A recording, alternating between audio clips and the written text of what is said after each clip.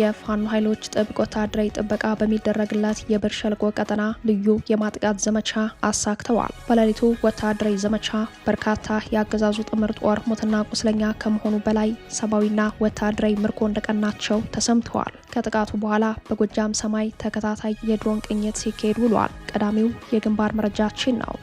ኮሎኔል ፋንታው ሙሀቤና ማስረሻ ሰጤን ተከትለው ለአገዛዙ እጅ የሰጡ የቀድሞ የፋኖ አባላት ከካምፕ ለማምለጥ ሙከራ በሚያደርጉበት ሰዓት መገደላቸው ተሰምተዋል። ኮብላዮቹ ላይ እርምጃ መወሰዱ በቀሪዎች ላይ ከፍተኛ ድንጋጤ ፈጥሯል። የውስጥ ምንጮች ያደረሱንን መረጃ ይዘናል፣ በዝርዝር ቃኝተነዋል።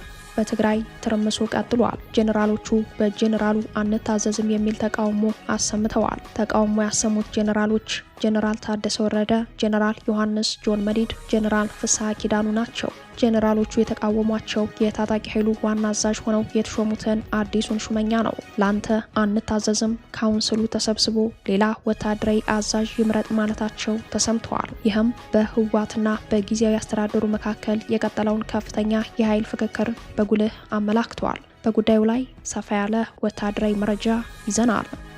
በሌላኛው መረጃችን ጄኔራሉን አስረዋል። በሱዳን ከፍተኛ የጦር መኮንኖችና ወታደራዊ አዛዦች በብሔራዊ ጦር መሪው ጄኔራል አልቡርሃን ትዕዛዝ እንዲታሰሩ ተደርገዋል።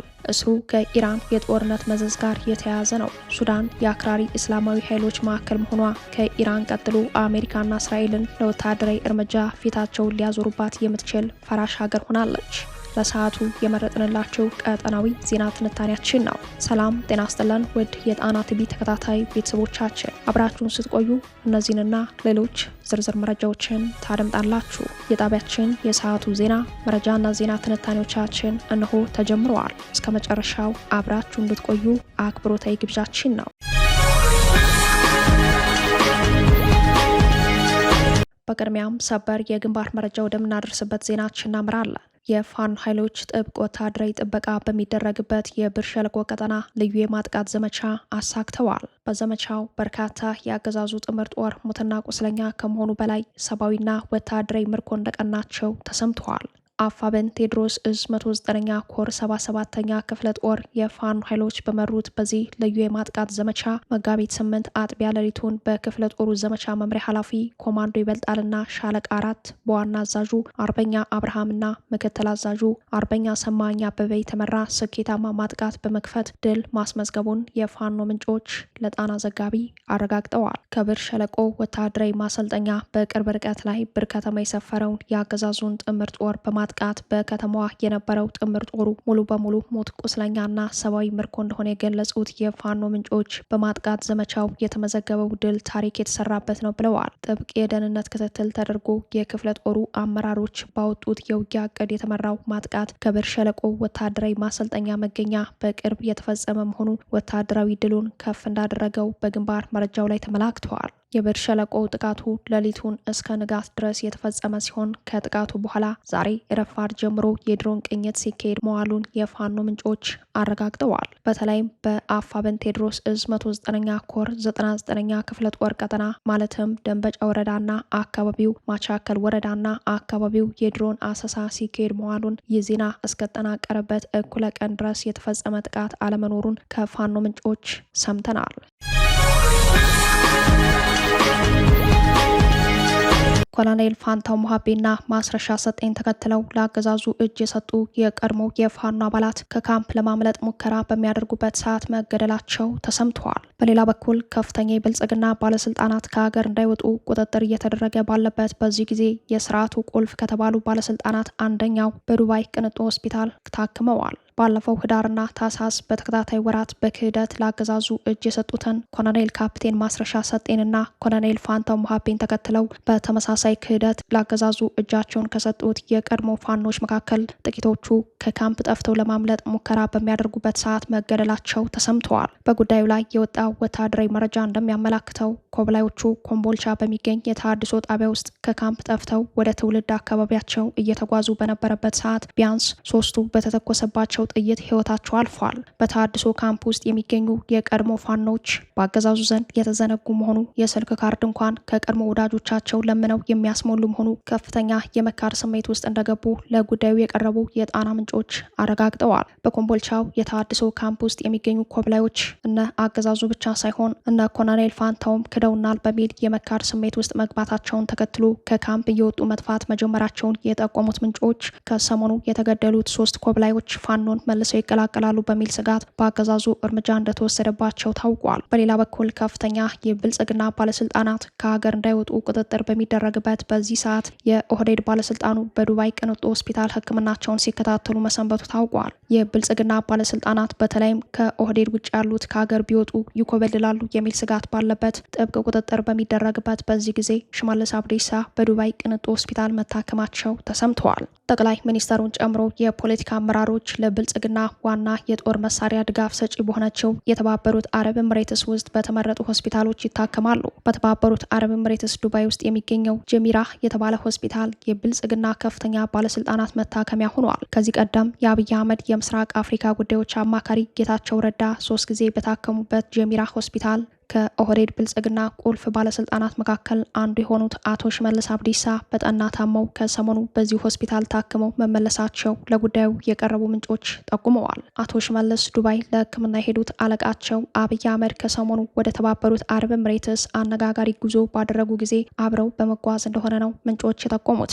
የሽመልስ ህመም ምን እንደሆነ ለጊዜው ማወቅ ባይቻልም የኮሌስትሮል ተጠቂ እንደሆኑ የቀደመ ጤና ማህደራቸው ያሳያል። የብልጽግናው አገዛዝ በሀገር ውስጥ በዋናነት ጄኔራሎች ወታደራዊ አመራሮች በታመሙ ጊዜ የሚታከሙት በጦር ኃይሎች ሆስፒታል ሲሆን ከዚህ ከፍ ያለ ህመም ሲያጋጥማቸው እንደ የፖለቲካ ታማኝነታቸው ወደ ውጭ ወጥተው የሚታከሙ ሲሆን በዱባይ ቅንጡ ሆስፒታል በልዩ ስሙ ጀሚራህ ሆስፒታል ለመታከም የተረኝነቱ የክብር ዘብ አሊያም እንደ አቶ ጌታቸው ረዳ ልዩ ተመራጭ መሆንን ይጠይቃል የሚሉት የመረጃው ምንጮች የእያንዳንዱ ታካሚ ባለስልጣን የሜዲካል ታሪክ በብልጽግናው አለቃ አብይ አህመድ እንደሚታወቅ፣ ይህም የሰውየው አንዱ ማጥመጃ መንገድ መሆኑን ያስረዳሉ።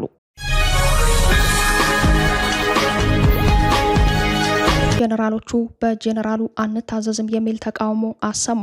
ተቃውሞ ያሰሙት ጄኔራሎች ጄኔራል ታደሰ ወረደ፣ ጄኔራል ዮሐንስ ጆን መዲድ፣ ጄኔራል ፍስሐ ኪዳኑ ናቸው። ጄኔራሎቹ ለጄኔራል ኃይለስላሴ ወዲም በይታይ ላንተ አንታዘዝም፣ ካውንስሉ ተሰብስቦ ሌላ ወታደራዊ አዛዥ ይምረጥ ማለታቸው ተሰምተዋል። ይህም በህወሓትና በጊዜያዊ አስተዳደሩ መካከል የቀጠለውን ከፍተኛ የኃይል ፍክክር በጉልህ አመላክተዋል። በህወሓትና በጊዜያዊ አስተዳደሩ መካከል የተፈጠረው የኃይል ፍክክር የቡድን ቅርጽ ይዟል። ይህ የኃይል ፍክክር ከፍ ባለበትና በፕሬዝዳንት ጄኔራል ታደሰ ወረደ ላይ የሚደረገው የመፈንቅለ ስልጣን ሙከራ በቀጠለበት በዚህ ጊዜ ጄኔራሉ በግልጽ ቋንቋ ስልጣኔን አልለቅም፣ የሾመኛ አካል ይጠይቀኝ ሲሉ መረር ያለ አቋም መያዛቸው ተሰምተዋል። ጄኔራሉ ስልጣን አልለቅም ከሚለው አቋማቸው ጎን ለጎን በሌላ ወታደራዊ አመጽ ተሳታፊ መሆን አዝማሚያ ማሳየታቸውን ለጉዳዩ የቀረቡ ምንጮች ጠቁመዋል። በጉዳዩ ላይ የወጣው ወታደራዊ መረጃ እንደሚያመላክተው ጄኔራል ታደሰ፣ ጄኔራል ዮሐንስ ጆን መዲድ እና ጄኔራል ፍስሐ ኪዳኑ በተመሳሳይ አቋም በጄኔራል ኃይለስላሴ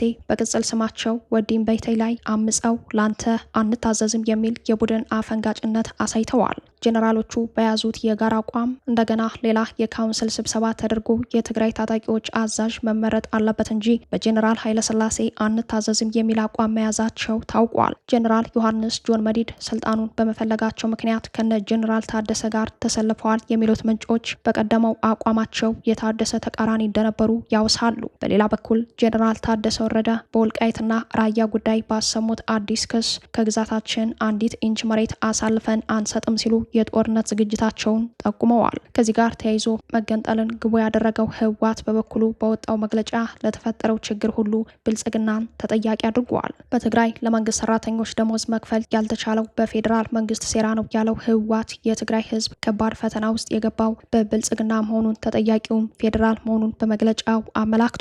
ህወሓት ከደሙ ንጹህ ነኝ በሚል ይዘት በወጣው መግለጫ የመንግስት ሰራተኞችን ብሶት በመቆስቆስ የቀጣዩ ጦርነት አካል ለማድረግ ሲሞክር ተስተውሏል። ከዚህ ጋር ጋር ተያይዞ ጋዜጠኞችን ጨምሮ የመንግስት ሰራተኞች የስራ ማቆም አድማ ለማድረግ በዝግጅት ላይ መሆናቸውን መዘገባችን ይታወሳል። 30 የሚጠጉ ጋዜጠኞች በጉዳዩ ላይ ለጊዜያዊ አስተዳደሩ ደብዳቤ ባስገቡ ማግስት መግለጫ የሰጠው ህወሓት ደሞዝ መክፈል አልተቻለም ሲል አማሯል። የመንግስት ሰራተኞች ደሞዝ ቢቀበሉ የአንድ ወር ደሞዛቸውን ለመዋጮ የጠየቀው ህወሓት በርካታ ታጣቂዎችን አሰልጥኖ በመቀለብና ለጦርነት በማዘጋጀት የክልሉን ኢኮኖሚ ለጦርነት አውሏል የሚለውን የብልጽግናን ክስ ቁጥራቸው የማይናቅ የትግራይ ፖለቲከኞች ይጋሩታል።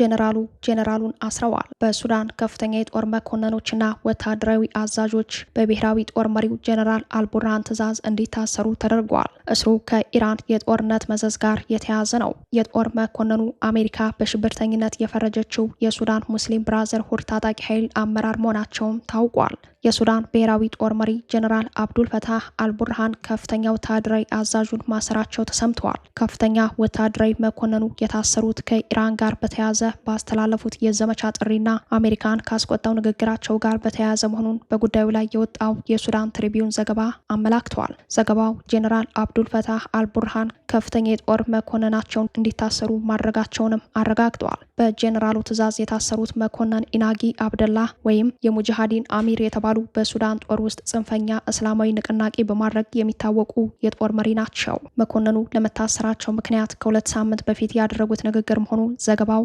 አስታውሰዋል። መኮንኑ የሱዳን ሙስሊም ወንድማማቾች ታጣቂ ኃይል አመራር መሆናቸውን ያመላከተው የሱዳን ትሪቢዩን ዘገባ ከ2 ሳምንታት በፊት እስራኤልና አሜሪካ ወደ ኢራን የእግረኛ ጦር ቢያስገቡ እኛ ከኢራን ጎን ሆነን እንዋጋለን የሚል ንግግር ማሰማታቸውንና ይህም በማህበራዊ ሚዲያ በስፋት መሰራጨቱን አስታውቋል። የጦር መኮንኑ ንግግር ቀጥተኛ የዘመቻ ጥሪ ትርጉም ከመያዙም በላይ አሜሪካ የሱዳን ሙስሊም ወንድማማቾችን በሽብርተኝነት መፈረጇን ተከትሎ የሱዳን ብሔራዊ ጦር መሪው ጄኔራል አብዱል ፈታህ አልቡርሃን መኮንኑ በቁጥጥር ስር ያዋሏቸው በእሳቸውና በሽብር በተፈረጀው ድርጅት መካከል ልዩነት እንዳለ ለማሳየት መሆኑን በዘገባው ተመላክተዋል። የአሜሪካ የውጭ ጉዳይ መስሪያ ቤት በቅርቡ የሱዳኑን ሙስሊም ወንድማማቾች ቡድን በተለየ ሁኔታ ዓለም አቀፍ ሽብርተኛ በማለት ከመጋቢት 7 ቀን 2018 ዓ.ም ጀምሮ ደግሞ የውጭ የሽብር ቡድን በሚል እንደፈረጀው ይታወቃል። ቡድኑ ኃይል የተቀላቀለበት እስላማዊ ርዕዮተ ዓለም ያራምዳል በሚል የሚወነጀል ሲሆን በተጨማሪም የቡድኑ ተዋጊዎች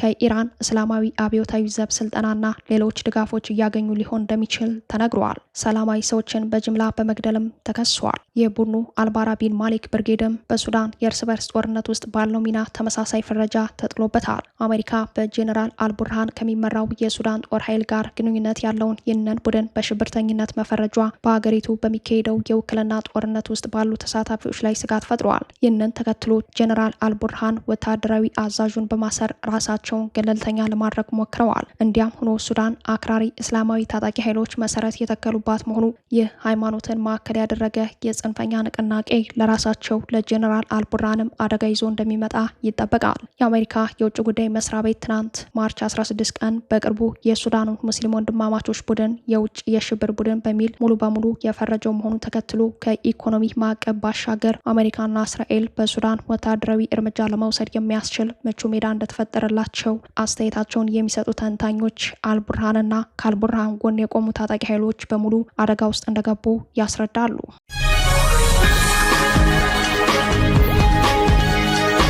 አሜሪካና ኢራን ሚስጥራዊ ድርድር የሚመስል ነገር በማድረግ ላይ መሆናቸው ተሰምተዋል። በሌላ በኩል የባህረ ሰላጤው ሀገራት ጦርነቱ እንዳይቆም አሜሪካን ጠይቀዋል። የኢራን አሜሪካ እስራኤል ጦርነት 3ኛ ሳምንቱን ይዞ ቀጥሏል። በዚህ አደገኛ ጦርነት የምትሳተፈው እስራኤል በሌላ አቅጣጫ ከሊባኖሱ ሄዝቦላ ጋር የገባችበት ጦርነት ወደ እግረኛ ማጥቃት ተሻግሮ ቀጥሏል። ኢራንና አሜሪካ በበኩላቸው ሚስጥራዊ ድርድር የሚመስል ሚስጥራዊ የመረጃ ልውውጥ እያደረጉ መሆናቸው ጉዳዩን ተመርኩዘው በዛሬው ዕለት የወጡ መረጃዎች አመላክተዋል። በአሜሪካ ባለስልጣናት በኩል ያሉትን የውስጥ መረጃዎችን ዋቢ በማድረግ ዘገባዎችን በማሰራጨት የሚታወቀው አክሲዮስ የዜና ወኪል በጦርነቱ መሀል አሜሪካና ኢራን ሚስጥራዊ ድርድር የሚመስል ነገር መጀመራቸውን መዘገቡ ትኩረት ስበዋል። ዘገባውን የቻይናው ዤንዋና ሌሎችን በመገረም ሲቀባበሉ ታይተዋል። ሚስጥራዊ የሀሳብ ልውውጥ የተካሄደው በሞባይል ስልክ ቴክስት ነው። በስልክ ቴክስት ሚስጥራዊ ንግግር ያደረጉት የኢራኑ የውጭ ጉዳይ ሚኒስተር አባስ አራግቺና የአሜሪካ የመካከለኛው ምስራቅ ልዩ መልእክተኛ ስቲቭ ዊትኮፍ ናቸው። ይህም ጦርነቱ ከተጀመረ በኋላ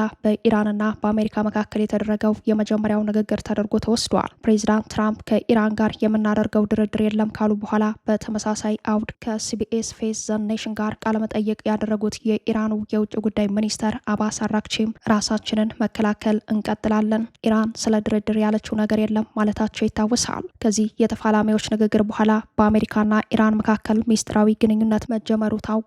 ምንም እንኳን የኢራኑ ውጭ ጉዳይ ሚኒስተር አባስ እኔ ከማንም ጋር ያደረግኩት ሚስጥራዊ ንግግር የለም ማለታቸው በአክሲዮስ ዘገባ ላይ ቢካተትም አሜሪካ በገጠማት ጫና ወደ ድርድር ልትመጣ ትችላለች ተብሏል። በሌላ በኩል በርካታ የባህረ ሰላጤው ሀገራት አሜሪካ ኢራን ላይ የከፈተችውን ጦርነት እንዳትቋጭ መጠየቃቸው አነጋጋሪ ሆነዋል። አረብ ሀገራቱ የኢራን መንግስት ሳይዳከምና በበቂ መጠን ሳይንኮታኮት አሜሪካ የጦር ዘመቻዋን እንዳታቆም ጠይቀዋል። በጉዳዩ ላይ ሮይተርስ ባለስልጣናትን ጠቅሶ እንደዘገበው የባህረ ሰላጤው ሀገራት መንግስታት አሜሪካ ጦርነቱን እንድትጀምር ባይጫኑም ቶሎ እንዳይቆም በይፋ ጠይቀዋል። ሀገራቱ ኢራን የሆርሙዝ ሰርጥ የባህር ክልል የንግድ መርከቦች እንቅስቃሴ መክታት አቅም ይዛን እንዳትቀጥል ስጋታቸውን አስተጋብተዋል። የነዳጅ መሰረተ ልማቶችና የንግድ ማማዎች ላይ ስጋት መፍጠሯ ይታወቅልን ያሉት ሀገራቱ አቅሟ ሳይነካ ጦርነቱ እንዲቆም እንደማይፈልጉ ለአሜሪካ አቤት ብለዋል። እስራኤል በበኩሏ ትራምፕ ጦርነቱን በየትኛውም ሰዓት ያቆማሉ በሚል ግምገማ ኢራንን በተቻለ ፍጥነት ባላት አቅም ሁሉ እየደበደበች እያወደመች ነው። ከእስራኤል በመቀጠል ጦርነቱ በአሁኑ ሁኔታ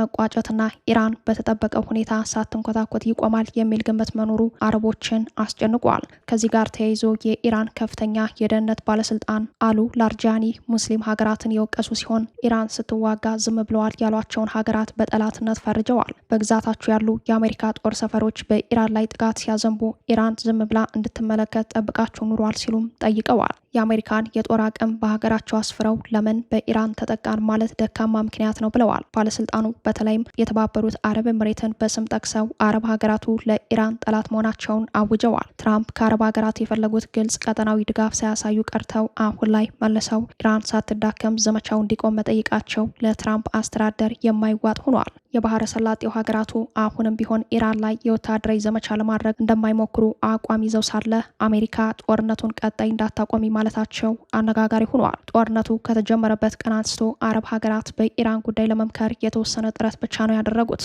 ኢራን በሚሳኤልና ድሮን ኢላማ ያደረገቻቸው 6ቱ የባህረ ሰላጤው ሀገራት ማለትም ባህሬን፣ ኩዌት፣ ኳታር፣ ሳውዲ አረቢያ፣ ኦማንና የተባበሩት ኤምሬት ተሰባስበው ለመነጋገር ሞክረው ነበር። የኢራን የሁለቱ ሳምንታት የጎረቤት ሀገራት ጥቃቶች ሀገራቱ ለረጅም ጊዜ የነበራቸውን ፍርሃት ማረጋገጡን ሮይተርስ ዘግቧል።